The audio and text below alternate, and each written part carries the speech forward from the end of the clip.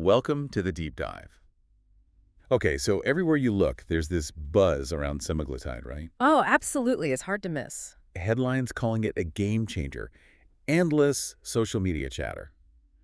It often gets framed as this almost magical answer to weight loss. Yeah, the magic fix narrative is strong. It's definitely captured the public imagination. Yeah, But what if, the story we're hearing isn't quite the full picture? that's exactly what we're exploring today. Today, we're really digging into the insights of Dan Hollis. He's a guide who offers this, well, fundamentally different way of understanding semaglutide and, honestly, the whole weight loss journey. Mm-hmm.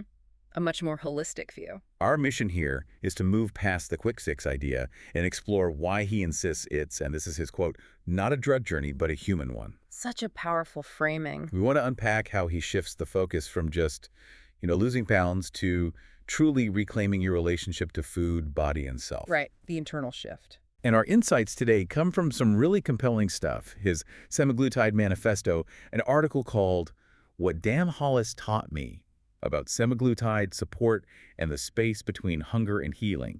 And another great piece, Failing Gracefully, What Dan Hollis Taught Me about failing gracefully with weight loss. Yeah, those are really thought-provoking sources. Get ready, because this perspective is, it's pretty fresh. It might really change how you think about this whole conversation. I think it will for many people. So let's start there. Lots of people see semaglutide as like a straightforward fix. Yeah. Take the shot, lose weight, done. Yeah, But Dan Hollis pushes back hard on that, doesn't he? he really does, right from the start. How does he immediately kind of reframe what's actually going on? Well, he fundamentally turns it on its head. His core idea is, look, semaglutide is a powerful tool, no doubt about it, a very powerful tool. Okay. But it's only really working for you if you understand what it's truly doing underneath the surface. He says it so clearly. This is not a drug journey, it's a human one. And that's not just a tagline. No, not at all. It explains how the medication actually interacts with your brain. It changes how your brain is processing signals about hunger, about feeling full, satisfaction, and even that whole reward system linked to food. Right. The cravings. Exactly. For a lot of people, this quiets down this constant internal noise about food, which feels incredibly liberating, freedom from cravings they've had for years. I can imagine. But, and this is crucial, Hollis points out it can also be terrifying because for some, food was their main coping strategy. So taking that away. Yeah, taking that away leaves a void. That sudden silence can be really disorienting, even scary. That difference between liberating and terrifying? Mm-hmm. Wow, that's vivid. It sounds like the drug opens a door, but it doesn't, push you through it. Exactly. That's a great way to put it. Is that where his idea of having space to fix yourself fits in? Precisely. Hollis really hammers this home. Semaglutide doesn't fix you. It gives you space to fix yourself. It creates this essential window, like hitting a pause button. A pause button. I like that. Yeah, where the constant static of physical hunger and that reward-seeking drive gets turned way down. Okay. And that allows you, maybe for the first time, to step back and actually deal with the deeper stuff, the hidden things food might have been covering up. It's really an invitation to look inward. That makes so much sense. Yeah. And, it brings us straight to something almost everyone struggles with, willpower. Ah, yes, the willpower myth. Right. For so long, the story around weight loss was just grit your teeth, try harder, want it more. But we see it time and again, willpower alone just doesn't cut it long term. It usually fails. Why does Hollis say willpower was never really the problem? Well, he offers such a, frankly, relieving perspective here. He basically says, willpower was never the problem. That is relieving, isn't it? He explains that we're often fighting this huge uphill battle against our own biology, these complex emotional habits, and really sophisticated habit loops built up over years, maybe decades. Things stacked against us. Totally stacked against us. So the real answer, he argues, isn't just trying to find more inner strength. It's about finding insight, structure, tools that meet your biology where it's at. Working with your biology, not against it. Exactly. Understanding the system you're in and getting the right strategies for that system instead of just trying to, force your way through with sheer will. So the real fight isn't with our own determination, but maybe with a system we don't fully understand.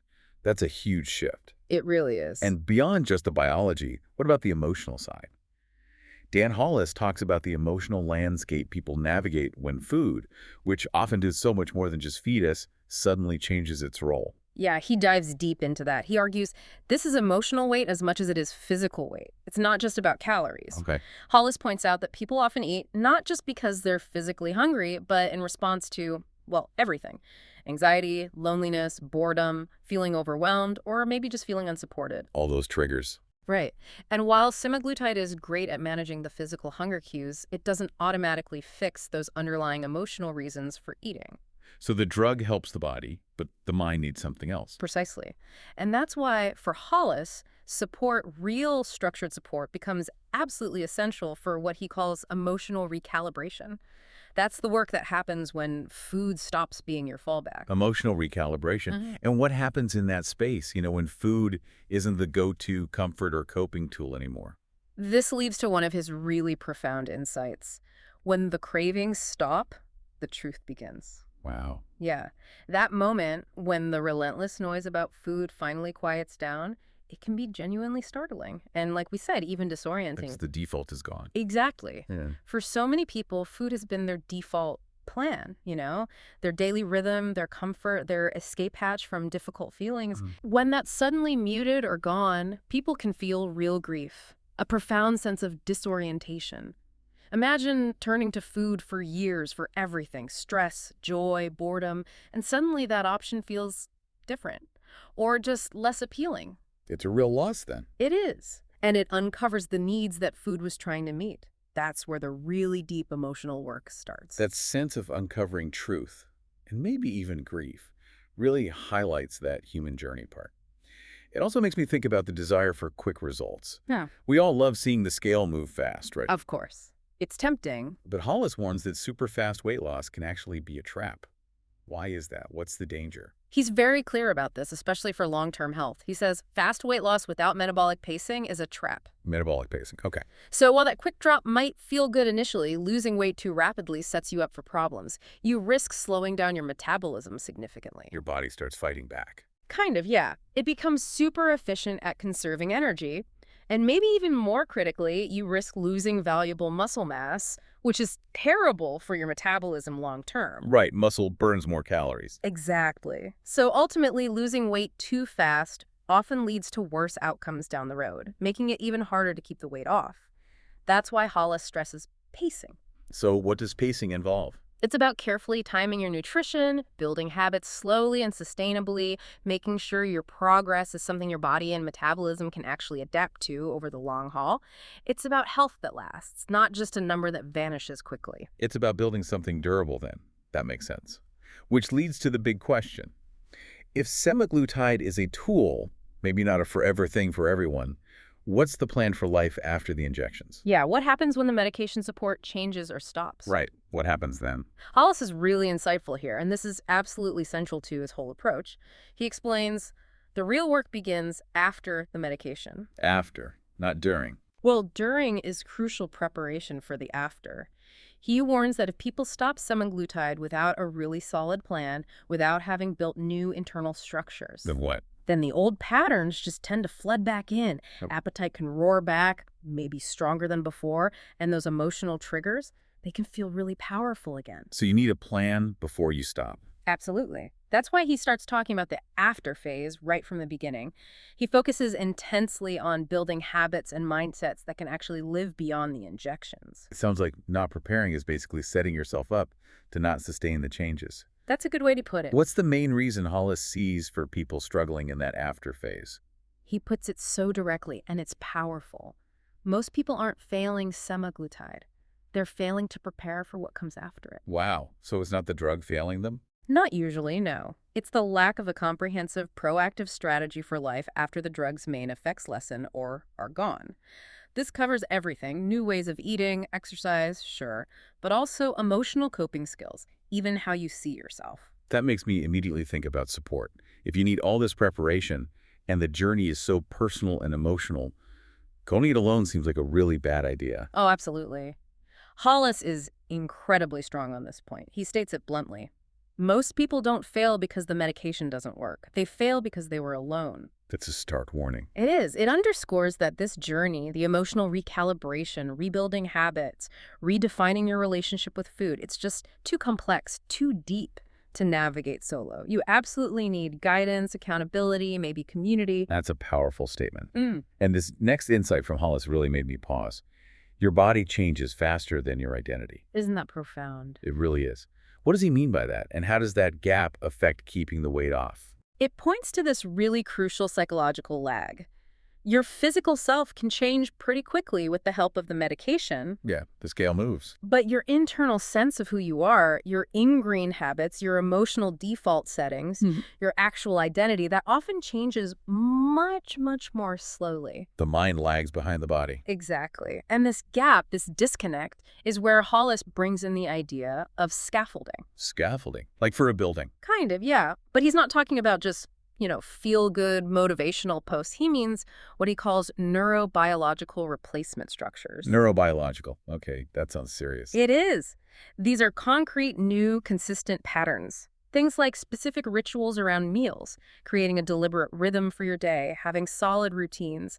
These things literally help rewire your brain. So neurobiological scaffolding. Hmm. How does he explain that? What does that actually do in our brains? He emphasizes these aren't just little mental tricks. When you consistently practice new rituals and routines, you are quite literally helping to rewire your brain's pathways. Building new connections. Exactly, but think of it like building new roads to replace the old, worn-out tracks of emotional eating or other ingrained responses. Over time, these new pathways get stronger, becoming the default. Can you give an example? Sure. Say you used to grab chips whenever you felt stressed. The scaffolding might be consciously replacing that with a new ritual, maybe a 5-minute walk outside, or 3 deep breaths, or calling a friend. Good. If you do that consistently over time, that new action becomes the brain's go-to response to stress. You're literally forging new neural connections and weakening the old ones. You're building a new architecture in your mind, as he puts it. Precisely. Yeah. That's why he says this support isn't just nice to have, it's neurobiological scaffolding. It's essential for building a durable internal framework that actually matches your changed body. That's fascinating, truly building from the inside out. And speaking of the difficulties, anyone who's tried to lose weight knows about setbacks. Oh yeah, they happen. And often, we take them so personally. We feel weak or broken or like we just don't have the discipline.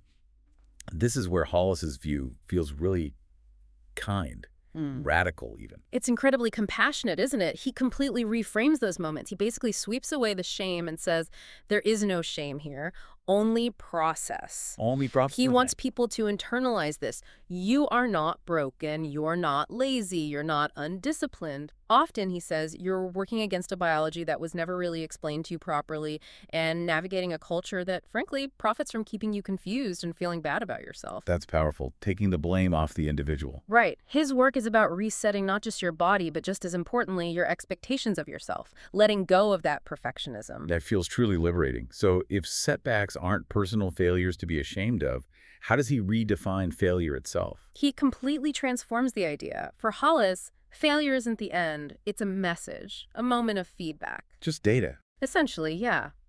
A stumble, maybe slipping back into old eating habits, isn't some moral feeling. It's more like the brain asking for the old familiar rhythm.